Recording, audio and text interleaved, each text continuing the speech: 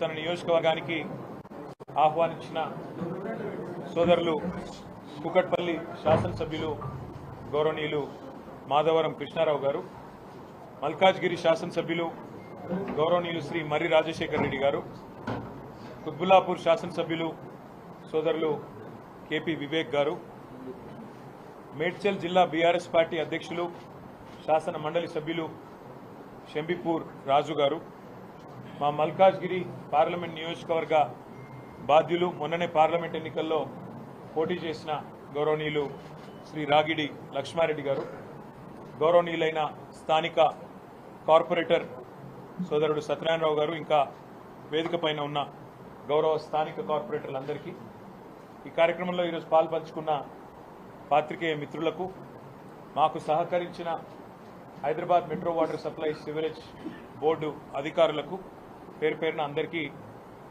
నమస్కారం, ధన్యవాదాలు. ఈరోజు ఒక్క కూకట్పల్లి నియోజకవర్గంలో 4 సివరేజ్ ట్రీట్మెంట్ ప్లాంట్లు ఏవైతే గతంలో ప్రభుత్వంలో కేసీఆర్ గారి నాయకత్వంలో శ్రీకారం చుట్టినామో వాటిలో 2 ప్లాంట్లను పూర్తయిన వాటిని ఇవాళ సందర్శించడం జరిగింది. మరొక 2 ప్లాంట్లు కూడా చివరి దశలో ఉన్నాయి, వాటిని కూడా భవిష్యత్తులో తప్పకుండా సందర్శిస్తాం. ఇవాళ మేము అనుకున్న ప్రోగ్రాం ఏమంటే, బీఆర్ఎస్ పార్టీ హైదరాబాద్ నగర ప్రజల ఆశీర్వాదంతో ఒక్క సీటు కూడా కాంగ్రెస్కి ఇవ్వకుండా అన్ని సీట్లలో మమ్మల్ని హైదరాబాద్ నగర ప్రజలు సంపూర్ణంగా మాకు ఆశీర్వాదం ఇచ్చి గెలిపించారు. అలాంటి నగర ప్రజలకు గతంలో మేము చేసిన పనులను చూసి, మా అభివృద్ధిని చూసి గెలిపించినారు.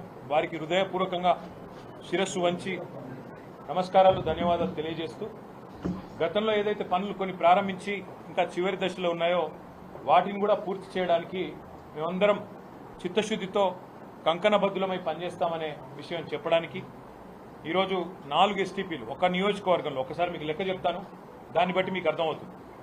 ఫతేనగర్లో దాదాపు 175 కోట్ల రూపాయలతో 133 MLDల ప్లాంటు నిర్మాణం పూర్తయింది, ట్రయల్ రన్ జరుగుతూ ఉంది. ఖాజాకుంటలో 20 MLDల ప్లాంటు దాదాపు 40 కోట్ల రూపాయలతోని నిర్మాణం పూర్తయింది, అది కూడా రన్నింగ్లో ఉంది.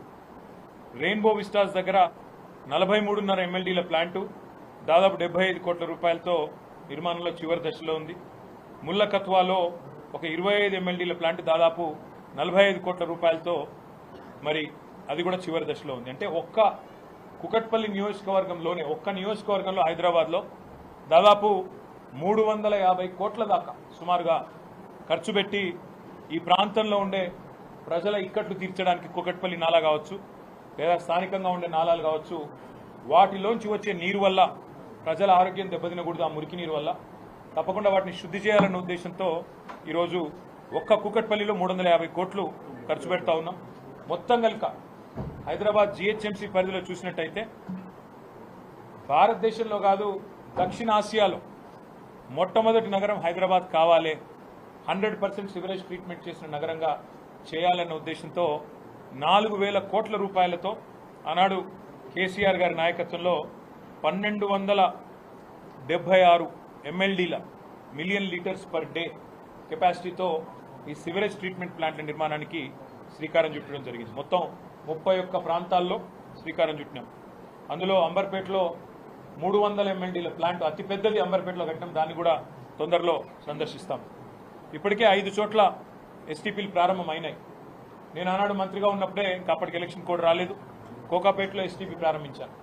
తర్వాత ఈ మధ్యన రేవంత్ రెడ్డి గారు ఉప్పల్లో నల్ల చెరువు మీద 1, నాచారం దగ్గర 2 ప్లాంట్లు ప్రారంభించారు. ఇంకా ఒక 3 కూడా తయారుగా ఉన్నాయి, మనం కట్టిందే ప్రారంభించారు. ఆ తర్వాత హైదరాబాద్ని మురికి నీటి సమస్య నుంచి శాశ్వతంగా విముక్తి చేయాలన్న ఉద్దేశంతో ఆనాడు కేసీఆర్ గారి సంకల్పంతో ఈ కార్యక్రమాలు తీసుకున్నాం. ఒక ఐడియా కోసం మీకు చెప్పేదేమంటే, దాదాపు హైదరాబాద్లో GHMC పరిధిలో రోజుకి 2000 MLDల మిలియన్ లీటర్స్ పర్ డే మనకు సివరేజ్ ఉత్పత్తి అవుతుంది. మా ప్రభుత్వం వచ్చే నాటికి కేవలం 700 దాకా సివరేజ్ ట్రీట్మెంట్ కెపాసిటీ ఉండేది, 700 MLD. దానికి మరొక దాదాపు 1300 MLDల కెపాసిటీ యాడ్ చేసి 4000 కోట్ల రూపాయలతో సెకండరీ ట్రీట్మెంట్కి మేము శ్రీకారం చుట్టినాం. దాన్ని విజయవంతంగా పూర్తి చేశామని చెప్పి గర్వంగా హైదరాబాద్ ప్రజలకు చెప్తా ఉన్నాం. ఇందులో అత్యంత తక్కువ విద్యుత్ ఖర్చు అయ్యే విధంగా, అంటే ఎలక్ట్రిసిటీ కూడా కన్జంప్షన్ పెరిగి మళ్ళీ బోర్డుకు కూడా ఇబ్బంది రావద్దన్న ఉద్దేశంతో సీక్వెన్సింగ్ బ్యాచ్ రియాక్టర్ టెక్నాలజీ అంటారు దీన్ని, ఎస్బీఆర్. ఆ ఎస్బీఆర్ టెక్నాలజీతో ఈ ప్లాంట్స్ అన్నింటినీ కూడా నిర్మాణం చేసినాము. హైదరాబాద్ భవిష్యత్ కోసం, భవిష్యత్ తరాల కోసం మరి ఒక విశ్వనగరంగా ఎదగాలి హైదరాబాద్ అంటే ఇవన్నీ హంగులు ఉండాలన్న ఉద్దేశంతో దీన్ని శ్రీకారం చుట్టాం. మళ్ళొకసారి చెప్తా ఉన్నా, నేను భారతదేశంలో కాదు, దక్షిణాసియాలో, సౌత్ ఏషియాలోనే మొట్టమొదటి సిటీ హైదరాబాద్. 100% సివరేజ్ ట్రీట్మెంట్ చేయబోతున్న మొట్టమొదటి సిటీ హైదరాబాద్. ఇది కేసీఆర్ ముందు చూపు, మా ప్రభుత్వం యొక్క విజన్ వల్ల జరిగింది అనే మాట నేను గుర్తు చేస్తా ఉన్నా. మళ్ళీ నేను ఈ మాట అనగానే ఎవరో ఒక బీజేపీ సోదరుడు బయలుదేరుతాడు, మేము మా పాత్ర ఉంది ఇందులో కేంద్రం పాత్ర గుండు సున్నా. అది కూడా చెప్తా ఉన్నా ముందే. ఈ మొత్తం 4,000 కోట్ల రూపాయలు అయితే ఖర్చు పెట్టి దాదాపు 1,300 MLDల కెపాసిటీతో కడుతున్నామో ప్లాంట్లు, ఇందులో కేంద్ర ప్రభుత్వం యొక్క పైసలు గుండు సున్నా, ఒక్క పైసా కూడా లేదు. ఇవన్నీ కూడా చాలా విజయవంతంగా చేశాం. నేను నిన్న కూడా చెప్పినా, మళ్ళీ ఈరోజు కూడా చెప్తా ఉన్నా, మేము 10 ఏళ్ల పాటు రాగద్వేషాలకు అతీతంగా, ప్రాంతీయ విద్వేషాలకు అతీతంగా, కుల విద్వేషాలకు అతీతంగా,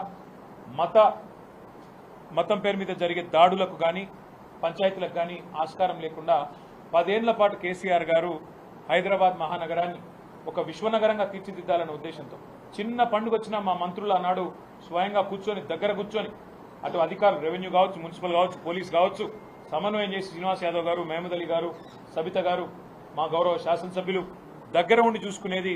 చిన్నపాటి నొక్కు కూడా పడకుండా, ఎక్కడ చిన్నపాటి ఇబ్బంది కూడా కాకుండా, ట్రాఫిక్ అంతరాయం కాకుండా, ఫార్ములా రేస్ కావచ్చు, లేదా ఒక గణేష్ నిమజ్జనం కావచ్చు, లేదా మొహర్రం ఊరేగింపు కావచ్చు, బోనాల పండుగ కావచ్చు, ఏదైనా కూడా శాంతియుతంగా చేసాం. చివరికి సినిమాల కోసం జరిగే ప్రీ రిలీజ్ ఈవెంట్లకు కూడా అంత జాగ్రత్తగా ఎక్కడ ఇబ్బంది లేకుండా చేసిన ఘనత మా ప్రభుత్వానికి. కానీ ఈరోజు ఏం జరుగుతూ ఉంది హైదరాబాద్లో మీరే చూడండి.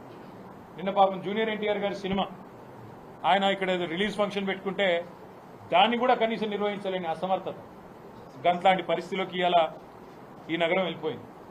ఇంకోవైపు చాలా విచిత్రంగా ట్రాఫిక్ సమస్య నాకంటే బాగా మీకే తెలుసు, నాకంటే ఎక్కువ మీరే తిరుగుతారు. గతంలో ఎట్లా ఉండేది ట్రాఫిక్ మేనేజ్మెంట్, ఇవాళ ఎట్లా ఉండేది అనేది ప్రజలందరికీ తెలుసు. హైదరాబాద్ గంటలు ట్రాఫిక్లో ఇరుక్కొని పోయే పరిస్థితి వచ్చింది.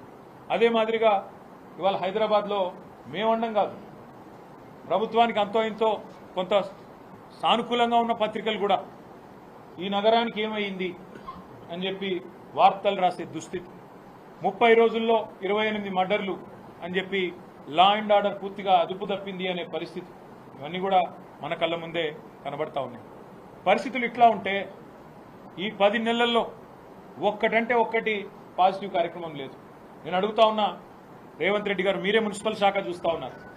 మేము సనత్ నగర్ నియోజకవర్గంలో ఇప్పుడు అక్కడి నుంచి వచ్చినాం. ఫతేనగర్ బ్రిడ్జ్ ఉన్నది, దాని విస్తరణకు అప్పటికే డబ్బులు 100 కోట్లు కేటాయించడంతో పాటు రైల్వే శాఖకి డబ్బులు కట్టాలా రైల్వే వాళ్ళకి అంటే శ్రీనివాస్ యాదవ్ గారు దగ్గర ఉండి డబ్బులు కూడా కట్టించారు అన్నాడు హెచ్ఎండిఏతో. ఇంతవరకు మళ్ళీ దాన్ని ఫాలో అప్ చేసిన నాతుడు లేడు.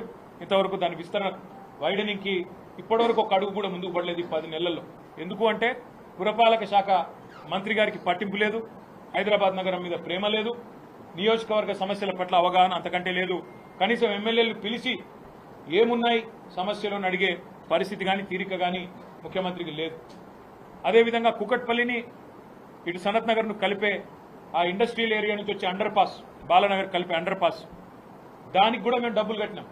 అక్కడ కూడా రైల్వే శాఖకు చిన్న ఆటంకం ఉంటే వాళ్ళకు కూడా పైసలు కట్టినాం. కానీ ఈ రోజు వరకు ఒక్క అడుగు ముందుకు పడలేం.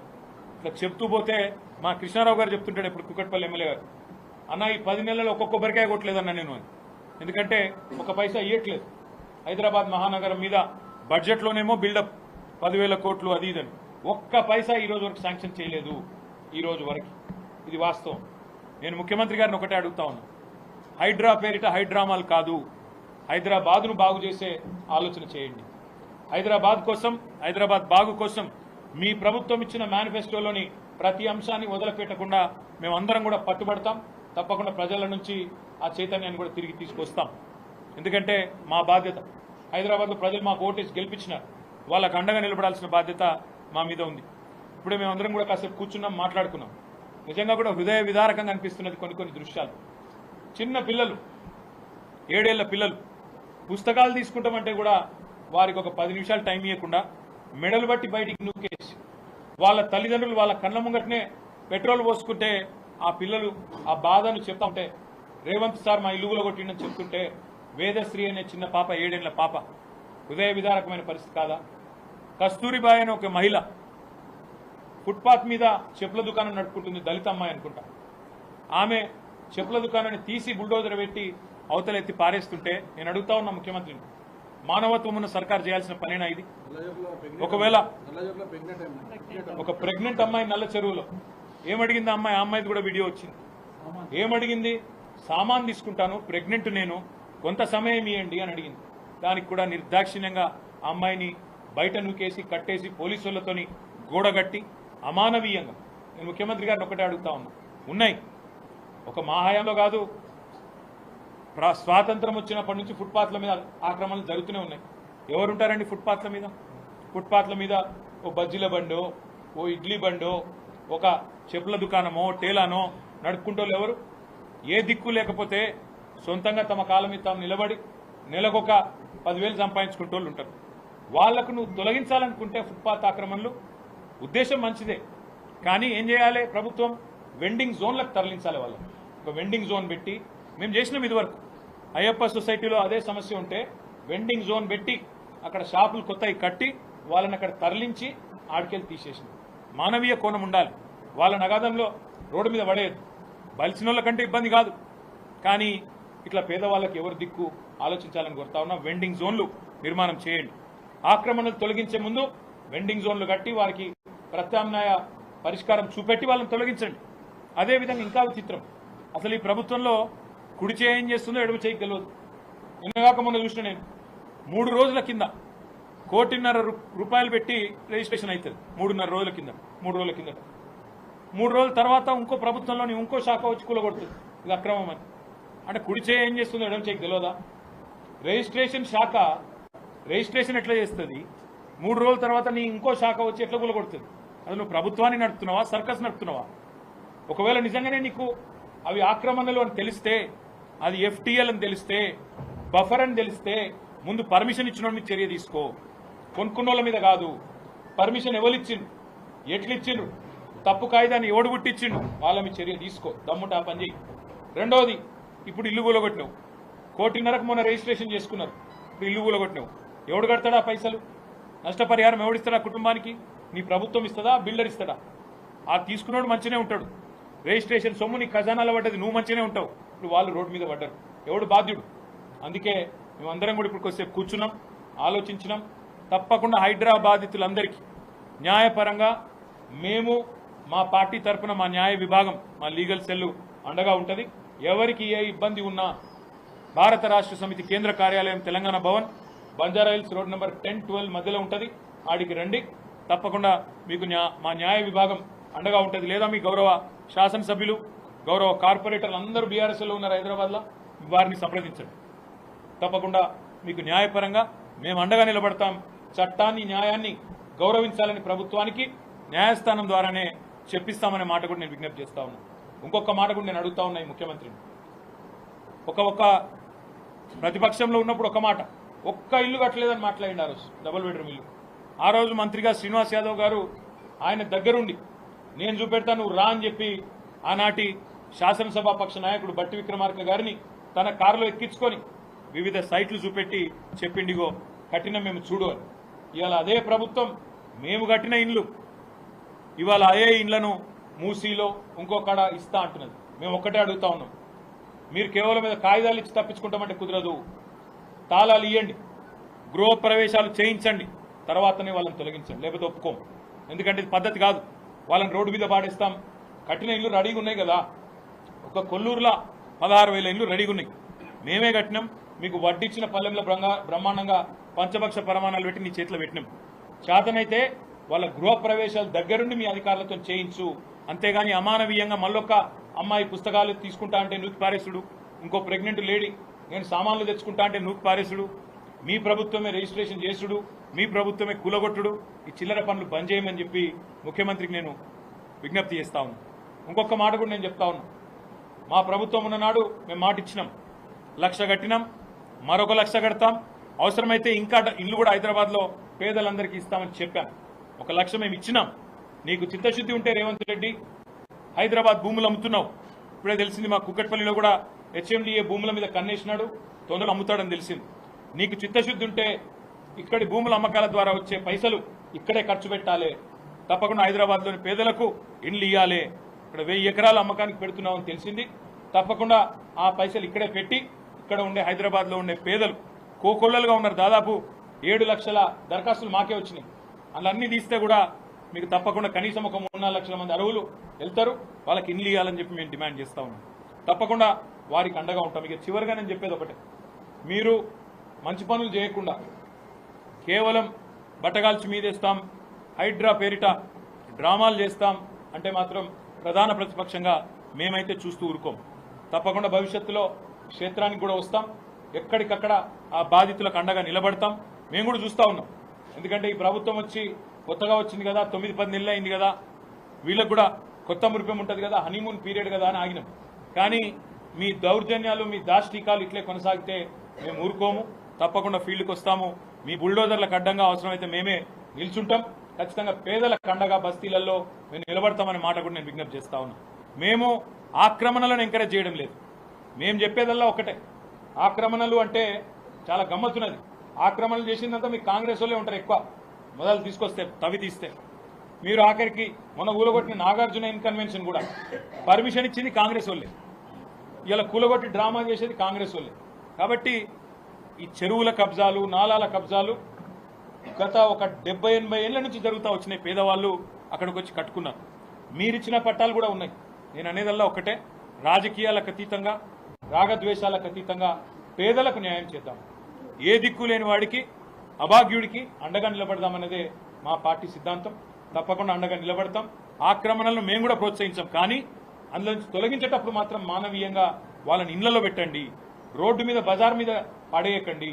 చిన్న పిల్లలను, మహిళలను వాళ్ళ పట్ల కర్కశత్వంతో, మానవత్వం లేకుండా వ్యవహరించకండి. ఇది మంచి పద్ధతి కాదు అనే మాట కూడా చెబుతూ, ఇక ఆక్రమణలు కూలగొట్టాలంటే నేను ఇంకో మాట కూడా అంటున్నాను. జిహెచ్ఎంసీ బిల్డింగే నాలా మీద ఉంది. ఇలా హైడ్రా కమిషనర్ కూర్చున్న బిల్డింగ్ బుద్ధ భవన్ కూడా నాలా మీదే ఉంది. మీ అన్న తిరుపతి రెడ్డి ఇల్లు FTL ఉన్నది. మీ మంత్రుల ఇండ్లు, ఫామ్ హౌజులు, షెర్లళ్ళు ఉన్నాయి. అవి గులగొడతావా? మొదలు అవి గులగొట్టాలి కదా. చారిటీ బిగిన్స్ ఎట్ హోమ్ అంటారు కదా, ఆడికెళ్ళి మొదలుపెట్టు. అంతగానం నీకుంటే కమిట్మెంటు, ఆడికెళ్ళి మొదలుపెట్టు. జిహెచ్ఎంసీ ఆఫీసు, బుద్ధ భవను, మీ అన్నది ఇల్లు, మీ మంత్రుల ఇండ్లు, మీ ఎమ్మెల్సీ పట్నం మహేందర్ రెడ్డి ఇల్లు, ఇవన్నీ కూడా మొదలు కులగొట్టి నీ చిత్తశుద్ధి రుజువు చేసుకొని పేదవాళ్ళ మీద నీ ప్రతాపం చూపెట్టు తప్ప ఇష్టం వచ్చినట్టు చేస్తా అంటే ఊరుకోమనే మాట కూడా మళ్ళొకసారి చెబుతూ, ఈ సందర్శనలు ఇది మొదటిది మాత్రమే. హైదరాబాద్లో అటు అంబర్పేటకు పోతాం. ఇప్పుడు మా మర్రి రాజశేఖర రెడ్డి గారు కూడా మల్కాజ్గిరికి ఆహ్వానించారు, అక్కడ కూడా పోతాం. అదేవిధంగా మా కుత్బుల్లాపూర్ ఎమ్మెల్యే గారు, ఎమ్మెల్సీ రాజు గారు, వివేక్ గారు ఇద్దరు కూడా ఆహ్వానించారు, అక్కడ కూడా పోతాము. ఎక్కడెక్కడైతే మా ప్రభుత్వంలో ఈ ఎస్టీపీల కార్యక్రమం తీసుకున్నాము అక్కడ అన్నిటికి కూడా పోతాం. చివరిగా నేను చెప్పేది, మూసీ విషయంలో కూడా మేము అన్ని గమనిస్తూ ఉన్నాం, ఈ మాటలు చూస్తూ ఉన్నాం. మరి మొత్తం ఎస్టీపీలు మేము కట్టేసినాం.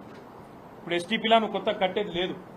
మరి ఎందుకు ఒకసారి 50,000 కోట్లని, ఇంకోసారి 70,000 కోట్లని జూపల్లి కృష్ణారావు, ఇంకోసారి 1,50,000 కోట్లని మళ్ళా ముఖ్యమంత్రి రకరకాల మాటలు చెప్తున్నారు. అసలు ఇప్పటివరకు DPR అయిందా? అసలు ఒక డీటెయిల్ ప్రాజెక్ట్ రిపోర్ట్ తయారైందా? అందులో ఏమున్నది? అసలు ఏందో ఎవరికి తెలియదు. అందుకే నేను అనేదల్లా మీ యొక్క మూసీ పేరిట జరుగుతున్న భాగోతాన్ని కూడా మేము గమనిస్తున్నాం, ప్రజలు కూడా గమనిస్తున్నారు. ఇలా మూసీలో వీళ్ళని తీసేస్తా, వాళ్ళని తీసేస్తా అంటే కాదు, మొదలు వాళ్ళకు తాళాలి, ఇళ్ల పంపి దగ్గరుండి గృహ ప్రవేశాలు చేయించు, అటెన్కా నువ్వు తొలగిస్తా అంటే కూడా వాళ్ళకి అవసరమైతే న్యాయపరంగా, చట్టం పరంగా వాళ్ళకి ఇవ్వాల్సిన పైసలు నిర్వాసితులకు ఇచ్చినాకనే తొలగించాలి తప్ప నా ఇష్టం ఉన్నట్టు చేస్తా అంటే మాత్రం తప్పకుండా న్యాయస్థానాన్ని ఆశ్రయిస్తాం. మేము కూడా క్షేత్రానికి కూడా వస్తామనే మాట మళ్ళొకసారి చెప్తూ, మూసీ భాగోతాన్ని కూడా గమనిస్తున్నాం. అందులో నీ అవినీతి ఆలోచనలు కూడా అన్ని కూడా చూస్తున్నాము, సరైన సమయంలో బయట పెడతామని చెప్పి కూడా తెలియజేస్తూ, మీ అందరికీ ఇవాళ వర్షంలో కూడా పాల్గొన్నందుకు మీ అందరికీ కూడా ధన్యవాదాలు. నమస్కారం. Thank you.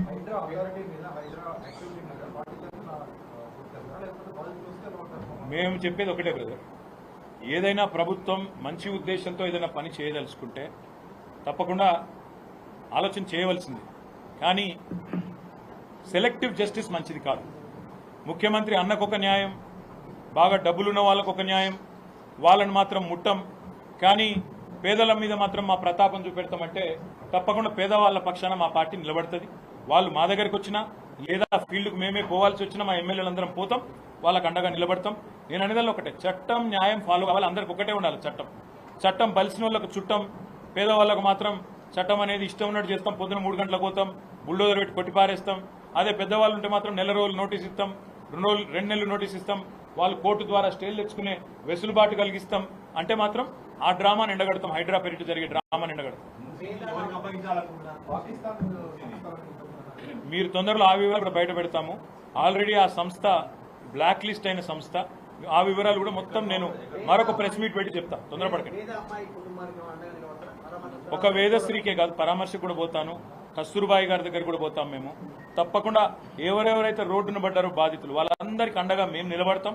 తప్పకుండా ఆ కుటుంబాలన్నింటినీ కూడా మేము మా శాయశక్తులు ఆదుకుంటాం. న్యాయపరంగా కూడా వారి కోసం కొట్లాడతాం. అది మా బాధ్యత.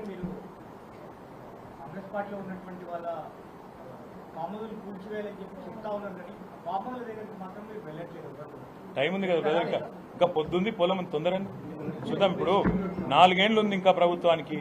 ముఖ్యమంత్రి చిత్తశుద్ధి ఏందో అంటే ఈ ప్రభుత్వం ఎట్లా ఉందంటే బ్రదర్, ఎట్లా ఉందంటే కోర్టును కూడా తప్పుదోవ పట్టిస్తున్నది. కోర్టు హాలిడే రోజు సాటర్డే సండే కావాలని, అభాగ్యులకు కోర్టు కూడా అండగా ఉండకూడదు అన్న ఉద్దేశంతో సాటర్డే సండే కావాలని చేస్తున్నారు. ఉదయం 3 గంటలకు పోయి కొట్టిపారేస్తున్నారు. అంటే ఎంత తెలివిగా చేస్తున్నారు, అతి తెలివితో చేస్తున్నారంటే కోర్టు ఫంక్షనింగ్ స్టార్ట్ అయ్యే లోపలనే కులగొట్టి అయ్యో అయిపోయింది, 3 గంటలకు మొదలు పెట్టాలి, 9 గంటల లోపల నీలమట్టం చేయాలి, 10 గంటలకు కోర్టు ఒకవేళ మొట్టికాయలు వేసినా అయ్యో సారీ అని చెప్తే అయిపోతుంది. ఇట్లా కోర్టుని, న్యాయమూర్తులను కూడా అపహాస్యం చేసే విధంగా వ్యవహారం చేస్తూ ఉన్నారు. చీఫ్ జస్టిస్ ఆఫ్ తెలంగాణకు కూడా మేము తప్పకుండా రిక్వెస్ట్ చేస్తాము. ఎందుకంటే సహజ న్యాయ సూత్రాలు అందరికి ఒకటే తిరిగి ఉండాలి. చట్టం అనేది అందరికి ఒకటే తిరిగి ఉండాలి. ముఖ్యమంత్రి అన్నకు ఒక చట్టం, గరీబ్ గాళ్ళకు ఇంకో చట్టం అంటూ ఉండదు కదా. కాబట్టి తప్పకుండా అది ఆలోచన చేయాలి. మూడోది, మీరు అన్నారు కాంగ్రెస్ వాళ్ళ ఇండ్ల మీదకి పోతారా అని. సందర్భం వస్తే కాంగ్రెస్ వాళ్ళ ఇండ్ల మీదకి పోతాం, మంత్రుల దగ్గరికి పోతాం, మంత్రుల ఫామ్ హౌస్లను మంచి వీడియోలు తీసి మీకు కూడా అందజేస్తాం. తప్పకుండా అన్ని బయట పెడతాం, అందులో ఏం ఇబ్బంది లేదు. పట్నం మహేందర్ రెడ్డిది, పొంగులేటి శ్రీనివాస్ రెడ్డిది, లేదా వివేక్ గారిది, ఇంకా చాలా మంది ఉన్నారు, కేవీపీ రామచంద్రరావుది, అన్ని బయటకు వస్తాయి. మీరేం తొందరపడాల్సిన అవసరం లేదు. ఇంకా 4 ఏళ్ళు ఉంది కదా, వీళ్ళ వ్యవహారం ఎంత దాకా పోతుంది, వీళ్ళ డ్రామా ఎంత దాకా లాగుతారు, ఇవన్నీ చూసిన తర్వాత మా పని మేము చేస్తాం. హైకోర్టు ప్రధాన న్యాయమూర్తి గారిని మేము కోరేది ఒకటే, ఈ డెమాలిషన్స్ ఏవైతే విచ్చలవిడిగా చేస్తున్నారో, ముఖ్యంగా అమానవీయంగా నోటీసులు ఇవ్వకుండా ఇష్టారీతను చేస్తున్నారో, ఈ విషయంలో ముఖ్యంగా సాటర్డే సండే చేస్తున్న కార్యక్రమం, నోటీసు ఇవ్వకుండా చట్టాన్ని తూట్లు పొడుస్తూ న్యాయాన్ని అపహాస్యం చేస్తున్న కార్యక్రమాలను సోమోటోగా హైకోర్టు సీజే గారు విచారణకు తీసుకోవాలి. వీళ్ళ తరఫున అవసరమైతే మేము పిటిషన్ కూడా వేస్తాం. సోమోటోగా వారు తీసుకోకపోతే ఒక పిటిషన్ కూడా మేము వేస్తాము. తప్పకుండా వారు స్పందించాలని చెప్పి కూడా మేము కోరుతాం. అనుమతిచ్చిన అధికారులను కట్టిన బిల్డర్లను చర్య తీసుకుంటే వాళ్ళ మీద తీసుకోవాలా. అమాయకంగా కొన్న బిల్డర్లు, అమాయకంగా కొన్న కొనుగోలుదారులు, మధ్యతరగతి ప్రజలు పైసా కూడబట్టి నిన్న చూస్తే ఒక దాదాపు 40-50 ఏళ్ళుండే మగవాళ్ళు ఏడుస్తున్నారు, చిన్నపిల్లలు ఏడుస్తున్నారు. హృదయ విదారకంగా ఉన్నాయి ఆ దృశ్యాలు. అందుకే నేను అనేది ప్రభుత్వానికి మానవీయత ఉండాలి, మానవీయ కోణం ఉండాలి. మా ప్రభుత్వం ఉన్నప్పుడు మా దగ్గర కూడా వచ్చినాయి రిపోర్ట్. కిర్లోస్కర్ కమిటీ ప్రకారం 28,000 కబ్జాలు ఉన్నాయి. ఓయంట్స్ అనే కమిటీ కన్సల్టింగ్ ప్రకారం, కంపెనీ రిపోర్ట్ ప్రకారం 30,000 ఉన్నాయన్నారు. మేము ఆలోచించింది ఏంటంటే ఎక్కడెక్కడైతే బాటిల్ నెక్స్ ఉన్నాయో వాటిని కొట్టాలనుకున్నాం, కొట్టాం. నేను ఇంకొక రోజు మీకు కావాలంటే వివరంగా మా ప్రభుత్వంలో చెరువుల పరిరక్షణకు మేము తీసుకున్న కార్యక్రమాలు, ఎట్లా మేము కబ్జాలు లేకుండా నిరోధించగలిగినాం, ఎట్లా ఎస్టీపీలు కట్టాము, చెరువులను ఎట్లా సుందరీకరించాము. అది ఐడియల్ చెరువు కావచ్చు, మల్కం చెరువు కావచ్చు, దుర్గం చెరువు కావచ్చు, అంబీర్ చెరువు కావచ్చు, ఏమేం చేసినామో నేను కూడా మీ ముందు ప్రజెంట్ చేస్తాను. మొత్తం కావాలంటే పవర్ పాయింట్ ప్రజెంటేషన్ ద్వారా చూపెడతాను. వాళ్ళు కేవలం భయభ్రాంతులకు గురి చేసే విధంగా చేస్తున్న కార్యక్రమాల వల్ల ఇంకోవైపు రియల్ ఎస్టేట్ రంగం కూడా కుదేలవుతుంది. ఇవాళ రిపోర్ట్ వచ్చింది, 42% పడిపోయింది హైదరాబాద్ రియల్ ఎస్టేటు మిగతా నగరాలతో పోలిస్తే. రియల్ ఎస్టేట్ అంటే కేవలం పెద్ద పెద్ద కంపెనీలు కాదు బ్రదర్. రియల్ ఎస్టేట్లో కూలీలు పనిచేస్తారు, అదేవిధంగా కార్మికులు ఉంటారు, రియల్ ఎస్టేట్ ఏజెంట్లు ఉంటారు, లక్షల మంది ఉంటారు. వాళ్ళందరి ఉపాధికి దెబ్బ కదా ఇది. బట్ జాగ్రత్తగా చేయాలి. చాలా మంది ఉన్నారు అట్లా, చాలా మంది రియల్ ఎస్టేట్ రంగం మీద, నిర్మాణ రంగం మీద ఆధారపడ్డ వాళ్ళు, బిల్డర్లు బాగా బలిసిన వాళ్ళే కాదు, లక్షల మంది కార్మికులు, కూలీలు ఉంటారు. వాళ్ళ విషయంలో కూడా మానవీయ కోణం ఉండాలనేది మా ప్రధానమైన డిమాండ్. ఏం మాట్లాడారు ఈరోజు? వద్దు కాక, ఈరోజు వద్దు ఇవన్నీ మళ్ళీ అది చెప్తే మీరు ఇదేదో ఏరు నాకు తెలుసు. మీరు ఎట్లా పనిచేస్తారో నాకు కూడా అర్థమైంది. నేను మళ్ళీ చెప్తాను.